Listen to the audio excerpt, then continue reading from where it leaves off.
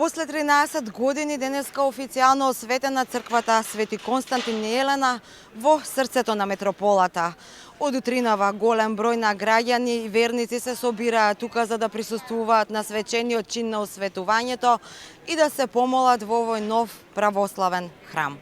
Me tingurit e kambanës sot në orën 8:30 filloi hapja e kishës.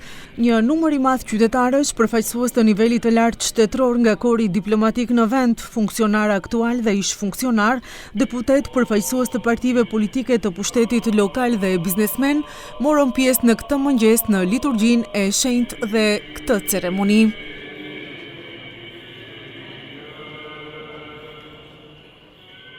Shënimin e kryesoi kryepreshkopi Zotri Stefan së bashku me shumë arkierë nga Kisha Ortodokse Maqedonase.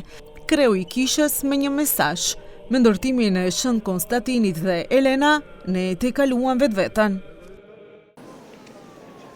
Qytetarët janë të kënaqur që më në fund kisha është rikonstruar. Преубава е црквата и многу ми е мило што после скоро 60 години повторно е возобновена.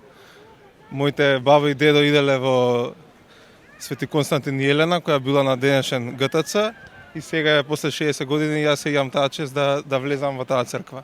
Многу убава, само Бог нека е со нас. Многу е убава. Најубава црква.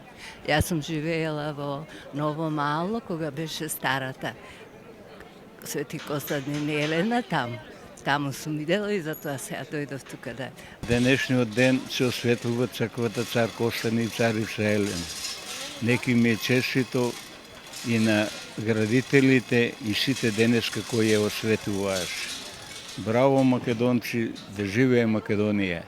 Ndërtimi i kishës së re me emrin Shën Konstantini dhe Elena në rrugën qendrore të qytetit Maqedonia në Shkup nisi në vitin 2012, por për shkak të vështirësive me financimin kisha u ndërtuar për plot 13 vjet.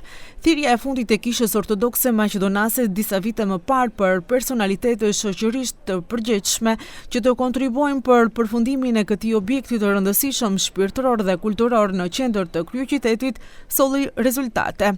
Nga Arhipeshkia e Shkupit për Televizionin 21 thanë se ka pasur shumë njerëz që ndihmuan për përfundimin e ndërtimit të kësaj kishe ortodokse, përfshirë edhe biznesmen të njohur.